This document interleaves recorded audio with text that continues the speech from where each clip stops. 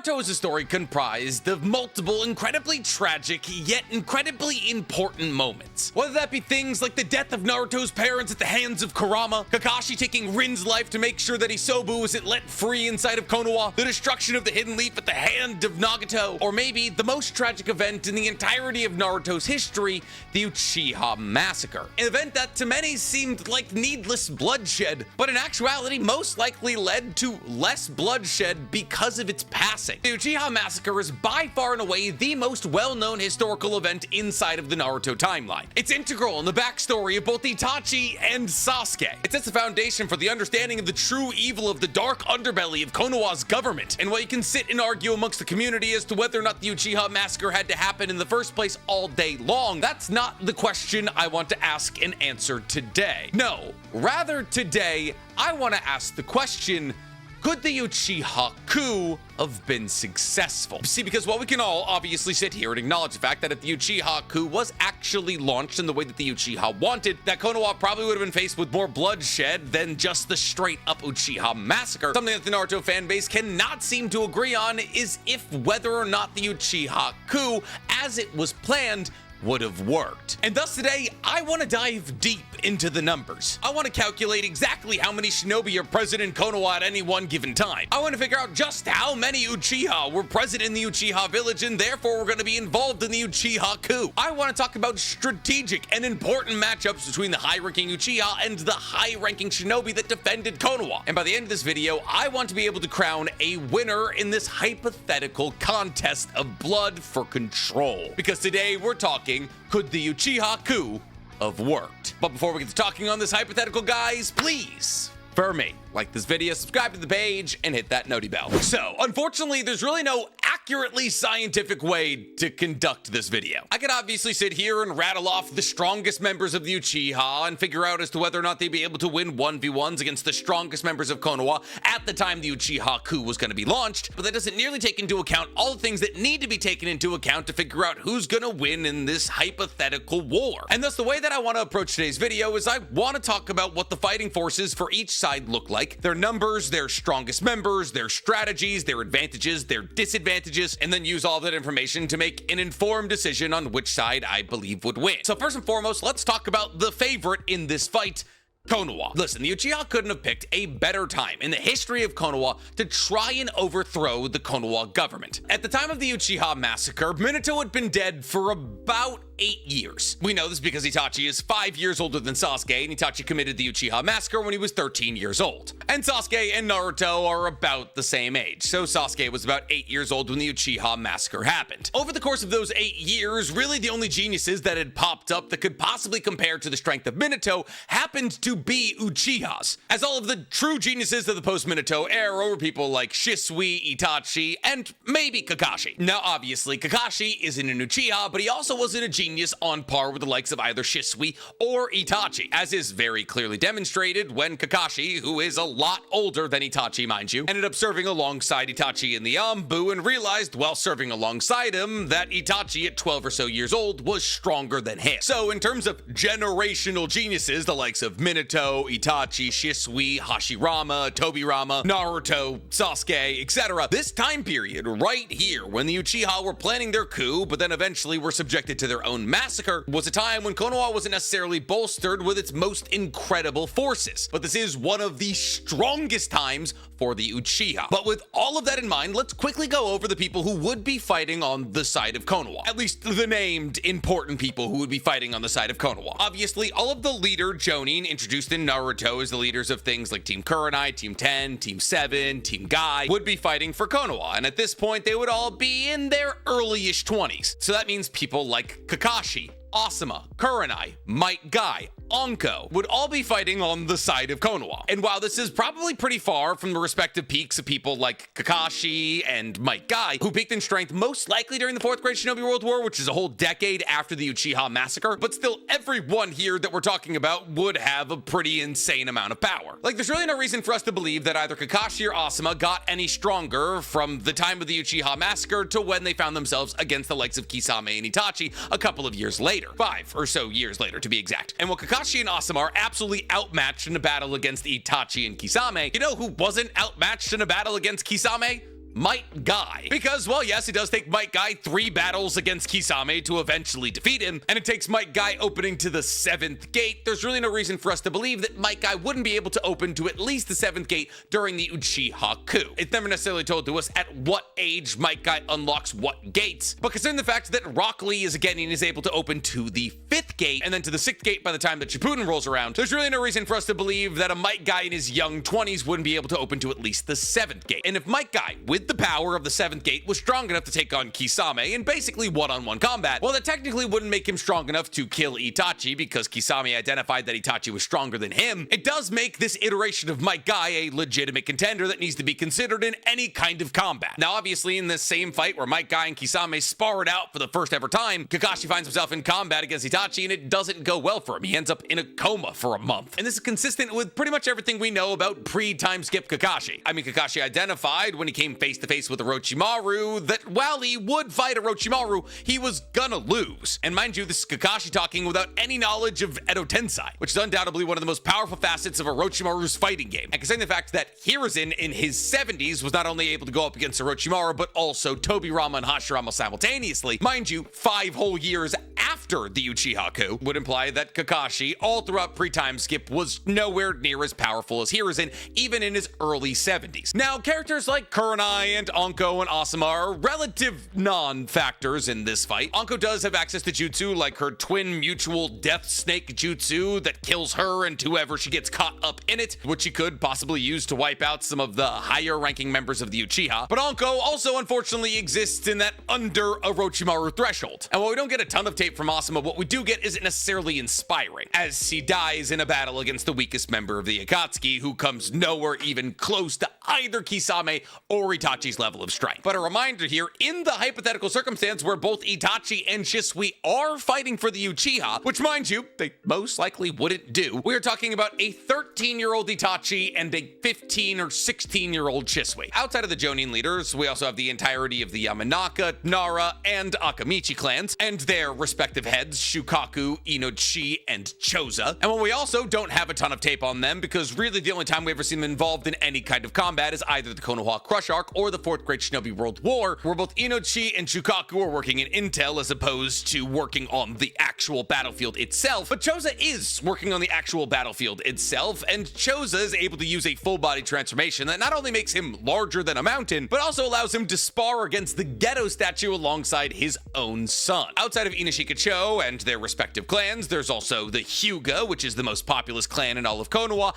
and the Aburame. And it's important to note here that Shisui dies to an Aburame. Yes, it's a surprise feat, but Yoji Aburame, from Itachi's light novels, has access to a bug that's the size of a mosquito, and when it bites you, it not only paralyzes you, but also injects you with enough poison to kill you eventually. Which is why Shisui told Itachi to cut him down so he could acquire his MS. Now, Yoji Aburame was a part of the root, obviously, but the root is also supposed to be taken into this equation. Yes, there is an okayish chance that Danzo would let the Uchiha get all the way to Hiruzen so they could kill him, depose of him as leader, and therefore Danzo could sweep in, get rid of the Uchiha, and then become the Hokage. But even considering that as an option in this fight complicates things way too much. So for the moment, let's just assume that the root are gonna do what the root should do, which is defend Konoha. Now that means that both Danzo and the root are fighting on the side of Konoha, which means people like Yoji Aburame and Tsurune Aburame are fighting for the side of Konoha. And while Tsurune Aburame is rather easily dispatched by the likes of Obito, he's still an incredibly high-level Jonin. And mind you, at this point, we haven't even considered the Sannin. Because, well, yes, at this point of the story, Orochimaru had already been run out of the village, and therefore we can't consider Orochimaru and the forces of good fighting for Konoha, not that we could ever really do that in the first place, but both Jiraiya and Tsunade, to an extent, need to be considered here. Yes, at this point in time, neither Jiraiya or Tsunade were making a permanent residence inside of Konoha, as Tsunade was out gallivanting through every casino in the Land of Fire, losing all of her money, and Jiraiya was operating essentially as the real Hokage of Konoha, out completing hundreds of S-ranked missions for Hiruzen. On top of this, at this moment in time, Tsunade was suffering with hemophobia, the fear of blood, and therefore, even in the hypothetical circumstance where she was able to get back to Konoha to defend it against the coup, the second that she saw any kind of blood, she'd be rendered useless like she was in her battle against Kabuto. Now, does this mean that we shouldn't consider Tsunade at all? Well, I'm of two minds about it, because there is a scenario where which Tsunade is able to get back to Konoha before the Uchiha coup has been completed, but that scenario involves either sending out a bird to go get her, reverse summoning her, or just hoping that she stumbles back into Konoha at some point. And those chances do feel slightly slim to me. But if she was to get back, she could obviously help in the battle against the Uchiha by doing stuff like summoning Lady Katsuyo, and Lady Katsuyo's separated presence from Tsunade on the battlefield would allow for her to avoid any and all sights of blood. But for the moment, it's probably best that we don't consider Tsunade a legitimate option. The same cannot be said for Jiraiya, however. See, Jiraiya during this time period was not purposely avoiding Konoha. He was, yes, a lot of the time outside of Konoha, as he was doing things like spying on the Akatsuki, doing research for his book, and so on and so forth. That doesn't mean that there weren't times where Jiraiya was back in Konoha. On top of this, with Jiraiya's very deep connection with Mount Muabuko, there's probably a fairly good chance that somehow we could be reverse summoned to either Mount Muabuko and then Konoha, or just straight up to Konoha. But considering Jiraiya for this fight on the side of Konoha is tenuous, as he, at the very least, would be pretty deeply delayed. But outside of the Sannin, there's also a couple of slightly no-name Jonin who would be fighting for Konoha, like Genma, the toothpick guy, Ibiki, the head of torture, and a couple of others. But it's not just the named Jonin that are fighting for Konoha in this circumstance. It's all of Konoha. It's the Genin, it's the Chunin, it's the Jonin, it's the Anbu, it's the Root. So what do those numbers look like for Konoha? Well, there's really no way for us to know for certain, but we do know that the Shinobi Alliance had 80,000 shinobi. Now, the Shinobi Alliance, in accordance with general shinobi law, was comprised of only Chunin and Jonin. And while in the circumstance where an Uchiha was launched, the Genin would probably be redirected to get the citizens out of the way of the combat. It is important to note that the Shinobi Alliance does not account for all of the Genin on Earth. Now, Konoha, out of the 5 major villages and the samurai who comprised it, is by far and away the most populous village. And as Konoha is the most populous village, and as hidden villages are inherently militaristic, essentially operating as the military compound of the entire country that they reside within, this means that the majority of the soldiers in the Shinobi Alliance most likely came from Konoha. Now, if we wanted to split those 80,000 soldiers into an evenly cut 5 sections, that would mean that each major village sent 16,000 shinobi. But there's also the Land of Snow and the samurai that comprise some of the numbers of the Shinobi Alliance. But even if we assume that 5,000 of the 80,000 members of the Shinobi Alliance were samurai, that would still mean that every single one of the 5 major villages would need to send 15,000 shinobi. But like we just said, different villages have different populations, and this is a through line throughout the entirety of Naruto. The Hidden Sand is incredibly non-populous, which is why they needed to create things like the puppet jutsu, so they could pad the numbers of their military using non-human soldiers. And therefore, the contributions to the Shinobi Alliance most definitely were not equal. Unfortunately for us, we do have population statistics about the hidden villages. Not exact numbers, however, every single one of the hidden villages has a 1 through 5 rating to tell us how populous it is, with the least populous village being the Hidden Sand with a 2 out of 5, and the most populous village being Konoha with a 5 out of 5. Now, every single village also has a military ranking from 1 to 5, but exactly what that military ranking means, we don't really know. It could mean strength, it could mean the amount of people inside of the village that are a part of the military, but rather interestingly, Konoha gets a 3 out of 5, while both the Hidden Cloud and the Hidden Stone get 4 out of 5s, which seems to imply in some facet or another that the Hidden Stone and the Hidden Cloud are stronger than Konoha. And even though the Hidden Stone and the Hidden Cloud have been identified as Konoha's 2 biggest threats, pretty much every opportunity the Kishimoto got, he displayed that Konoha was stronger than the both of them. But whatever, we're gonna ignore the military rankings for the purpose of this video, and focus instead entirely on population. So, in terms of density, from the highest to the lowest, the hidden villages go from Konoha, which is a 5 out of 5, the Hidden Stone, which is a 4 out of 5, the Hidden Cloud, which is a 3 out of 5, the Hidden Mist, which is a 2 out of 5, and the Hidden Sand, which is also a 2 out of 5. If you take that 5, 4, 3, and 2 2s, you get 16. And if you take that 16 and divide Konoha's 5 by it, you'll realize that if you take the 5 combined populations of the 5 ninja villages, that Konoha represents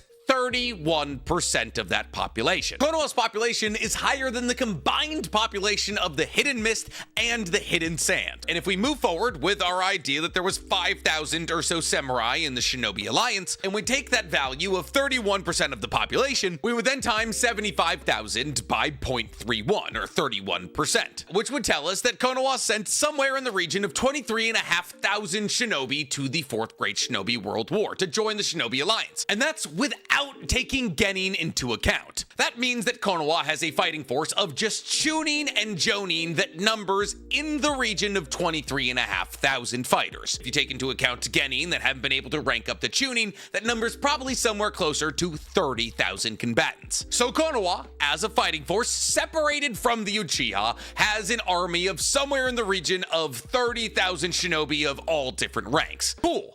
How many people do the Uchiha have? Well, unfortunately, there's really no way to know, but it's not 30,000. In fact, it's nowhere close to 30,000. See, unfortunately, here is where the mathematics start to get a bit sketchy. See, because, well, yes, we have actually gotten a couple of shots of the entire Uchiha clan together. There's really no way to gauge how many of them are in the room. On top of this, there really is no way for us to confirm that, oh, that is 100% of the fighting force of the Uchiha. And I just said a couple of important words in there.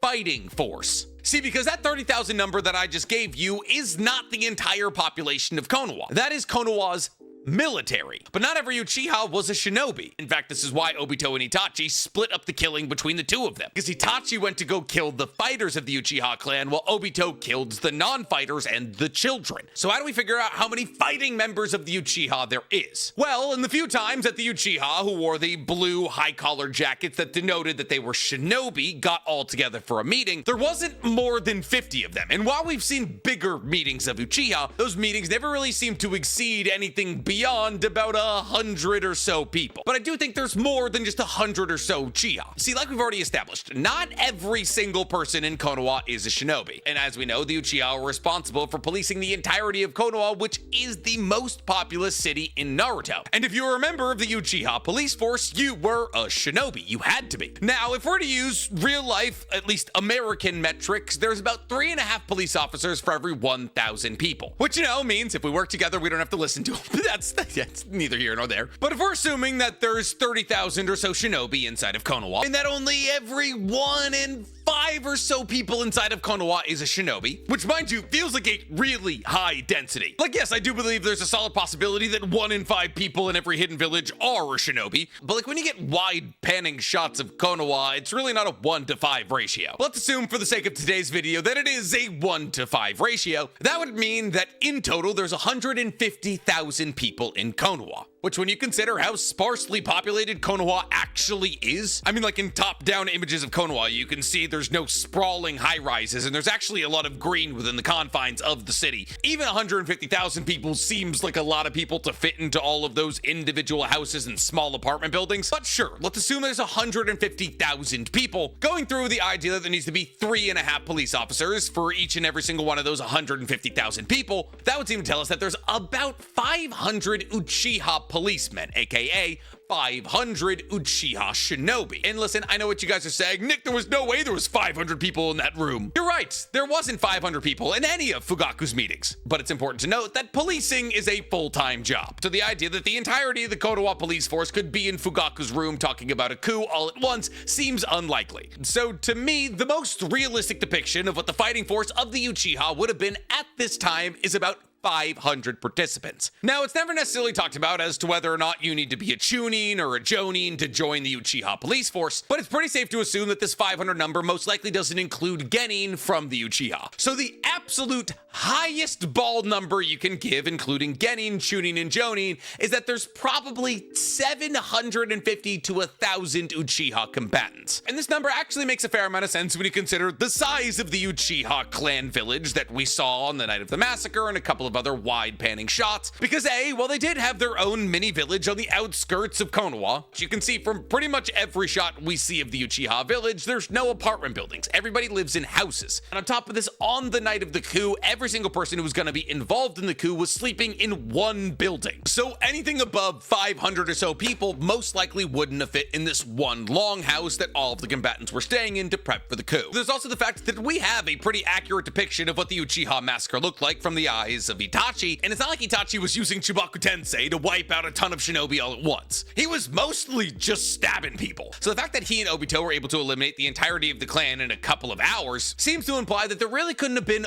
all that many of them. So numbers-wise, what we're talking about here is if you don't include Genin, probably 500 versus 23,000. If you do want to include Genin, it's something like 1,000 versus 30,000. But really, any way you slice it, the Uchiha were outnumbered almost 30 to 1, which is not great, obviously. But some of you are probably saying right now, oh, but the Uchiha are way more powerful than your average Chunin or Jonin. And it's like, maybe? The problem is the Uchiha massacre happened, and we don't really have a huge data set for what a non-named Uchiha looked like in combat. Well, yes, the majority of the Uchiha that we know had unlocked up to their 3 Tomei Sharingan. Even people like Sasuke's mother, Mikoto Uchiha, who weren't active shinobi, had a 3 Tomei Sharingan. And while the tendency here would be to compare what we know about users of the 3 Tomei Sharingan and say, oh, every single user in the Uchihas had this level of power. That is to say, Sasuke, Itachi, Sarada, all with their 3 Tomei Sharingan, each and every single one of them was an absolute genius even amongst the Uchiha. So while yes, your average Chunin or Jonin from the Uchiha was probably more powerful than your average no-name Chunin or Jonin from Konoha, there's really no evidence to substantiate that they were any stronger than your average Hyuga or Aburame. Yeah, they're probably stronger than your average Yamanaka, even your average Nara, but there's a reason that the Akamichi, the Uchiha, the Hyuga, and the Aburame are the 4 royal clans of Konoha. It's most likely because those 4 clans should be considered somewhat equal in terms of power. But even if we do assume that your average Uchiha is able to wipe out 3 to 5 other people of their rank, which mind you is generous, because ninja strategy dictates that while yes, a one-on-one battle against an Uchiha clansman is never recommended and therefore a run-on-site situation, if you have 2 people involved in a battle against the Uchiha, you're good to go. And thus if ninja strategy states that 2 people is enough to fight against 1 Uchiha, assuming that they'd be able to cut down 3 to 5 is kind of a generous stretch. But if we assume that high end of 5 kills for every single member of the Uchiha fighting force, that means that they would cut down, Genin not included, 2,500 fighters, Genin included, somewhere in the region of 5,000. Which, while yes, that would be 1/6 of Konoha's fighting force, it would also only be 1/6 of Konoha's fighting force. But I know what some of you are saying, but Nick, they had the element of surprise. Did they? Both Danzo and Hiruzen understood that the Uchiha coup was on the way. Danzo more so, but still, Hiruzen knew. If the Uchiha coup had happened, Danzo would have been able to mobilize against it immediately. He had spies within the Uchihas in Itachi and Shisui that told him everything he could ever possibly need to know about the Uchiha possible coup. Ties into the fact that Itachi and Shisui at this time were 2 of the 3 strongest Uchiha in the clan, and they almost definitely would have fought for the side of Konoha, and you got a real quandary on your hands if you're the Uchiha. Because here's the thing, if we want to give Fugaku his MS, which he probably deserves, he absolutely would have been a very dangerous foe. However, he has literally no experience with his MS, as we learned in episode 451. Fugaku very purposely didn't use his MS because he didn't want anyone to know he had it, which means in the hypothetical circumstance where the Uchiha coup was launched, it's not like he would be activating a perfect Susanoo and ripping his way through Konoha. He would probably only use his MS in emergency situations, and even then he wouldn't be using it at the highest possible level. And if we want to say that Itachi and Shisui would fight for the side of Konoha, which by the way they absolutely would, Fugaku realized that Itachi and Itachi alone was a pretty good fight, as he identified that a battle between MSs is not something he wanted to do with his son. Now in this circumstance, obviously Shisui is still alive and therefore Itachi probably doesn't have his MS, but you know who does have his MS?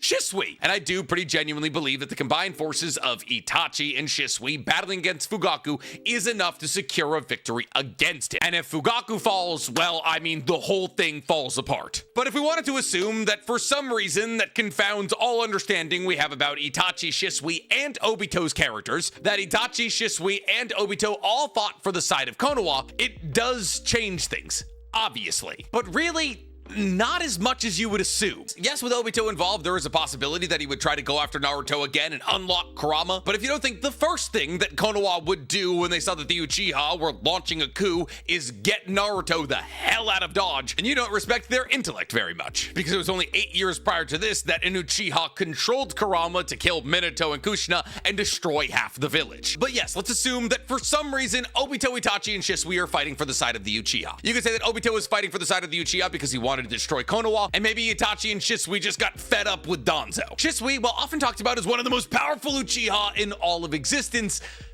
died to a bug bite. Yoji Aburame is able to control insects that are roughly the size of a mosquito, and their bite is deadly. And while yes, this was a surprise feat, as Shisui was going to meet with Danzo to tell him about his plan to use Kodo Matsukame on Fugaku, Shisui wasn't able to sense this bug flying towards him. And there's really no reason for us to believe that he would sense it if he was fighting on the battlefield. Yoji Aburame's Kochu are one of the most broken abilities in all of Naruto. It's why he had to be killed by Itachi at the end of his light novel. But Shisui Susanoo has been plagued with being canonized multiple times, and therefore it's somewhat safe to assume that if Shisui was fighting for the side of the Uchiha, he'd bust out his Susanoo, and there wouldn't be a whole lot that anybody could do about it. The only people that could possibly stand up to Shisui's strength would be people like Jiraiya, Might Guy, Kakashi, or Hiruzen. But it's safe to say that at this moment in time, Kakashi would most likely be caught up in combat against the likes of Itachi. But it's important to remember here, y'all, since Shisui is still alive, Itachi doesn't have his MS. Oh, Nick, wouldn't Kakashi end up fighting Obito? I'd hope not. At this current time, Kakashi is not the second strongest person for Konoha. But Obito at this time is either the second or first strongest fighter for the Uchiha. And therefore Obito would most likely find himself in combat against either Hiruzen or Jiraiya, with Fugaku fighting whoever he doesn't. And thus our key fights would be something like Danzo and the Root versus Shisui, Might Guy and Kakashi versus Itachi, Hiruzen fighting Fugaku, and Jiraiya fighting Obito. So from these fights, genuinely, who wins? Well, it's pretty close. While we don't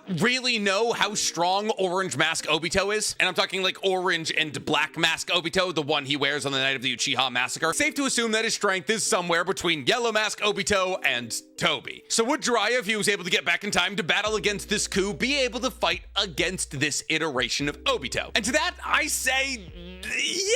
There's no reason for us to believe that between this moment and Jiraiya's battle against Nagato that he gets uniquely more powerful. He was in his mid-50s when he died. He'd be somewhere around his mid to low 40s in this fight. And while Jiraiya doesn't have a ton of things that would work in combat against Obito, he does have the demonic toad confrontation chant, an ocular-based genjutsu that absolutely would work. And while setting up that jutsu against Obito, who can teleport in and out of dimensions, would be difficult because obviously he could just pop himself into the Kamui dimension to not hear the toad confrontation chant. I do think if anyone would be able to pull it off, it would be Jiraiya. With all that being said, there's also really no reason for us to believe that Obito, between the Uchiha massacre and being Toby, got uniquely more powerful. Yes, he gained access to a bunch of Sharingan after the Uchiha massacre that he would later use for things like Izanagi in his battle against Konan, but at this point he had had the Kamui for over a decade. And if we're assuming that Toby was more powerful than Nagato, because he was, then there is a fair shot that Jiraiya would lose this battle, but it is hard to say, obviously. But I would say that more than 50% of the time that Obito wins this. Now let's go to the next fight. Hiruzen versus Fugaku. Listen, while I'd love to sit here and power scale Fugaku based on the fact that he was called the Wicked Eye Fugaku and possibly had equal status to Minato after the conclusion of the Third Great Shinobi World War and therefore could have been the fourth Hokage, that's not enough for me to say that a side character could beat Hiruzen in a fight. Hiruzen was able to defeat Orochimaru, Hashirama, and Tobirama in combat simultaneously, and while I know it's not the strongest iteration of Hashirama and Tobirama ever, that's still impressive. On top of this, he also pushed Kurama out of the village with his adamant-type pole and was at one point known as the literal god of shinobi. I'm sorry, but I'm just not giving that fight to Fugaku. After that, I do genuinely believe that Itachi, without an MS, loses in a fight to the combined forces of Kakashi and Might Guy. The reason that Kakashi ends up losing in a fight against Itachi when he comes back to Konoha with Kisame is Tsukiyomi, something that in this circumstance Itachi would not have access to. And while Shisui is absolutely and undoubtedly a force of nature in a battle between Shisui and the entirety of the Root, Yoji Aburame included, I don't love his chances. But listen, there is a scenario in which Shisui dies first in this combat. Itachi unlocks his MS, defeats Kakashi and Might Guy and Danzo, as Danzo at this point didn't have an armful of Sharingan because the Uchiha massacre hadn't happened yet, and thus Itachi and his father battle against Hiruzen together as they combine their newly formed Susanos, and Konoha falls under the massive weight of the power of the Uchiha. You could even say that Obito is able to get his grubby little fingers on Naruto and unlock Kurama for a second time. But mind you, once again, this is only in the incredibly unlikely scenario where Itachi, Shisui, and Obito all work together to help the Uchiha clan in their coup. So could the Uchiha have pulled off their coup? No. I don't think so. It is possible that Fugaku, if he ever interacted with Obito, possibly would have been able to recruit him to fight against Konoha, and that is a big recruitment. But the only reason that Obito is ever discovered by the likes of Itachi is because Itachi is using a network of cameras to spy on the Uchiha, something that Fugaku did not have access to. For obvious reasons. So ultimately, do I think the Uchiha massacre was the right thing to do? No, obviously not. I believe that things could have been smoothed over between the Uchiha clan and Konoha amicably, but that's not as much fun for the plot. But with all that said, ultimately, yes, the Uchiha massacre did avoid bloodshed. As if the coup did happen, Danzo was correct. The Uchiha clan would have been wiped out, and some people on the side of Konoha would have also died. And listen, if you don't believe me, like I just said, Danzo identified if the Uchiha coup happened, the Uchiha would lose. And while maybe he was talking out of his ass or he was afraid, I concur with his conclusion. But I'm curious to hear from you guys. If the Uchiha coup did actually happen, do you think it would have been successful? Let me know in the comments below. And while you guys are down there, please, for me, like this video, subscribe to the page, and hit that noti bell. Listen, all we gotta do is drop 30,000 Konoha Shinobi and 500 Sharingan users into Totally Real Battle Simulator, and that will answer our question.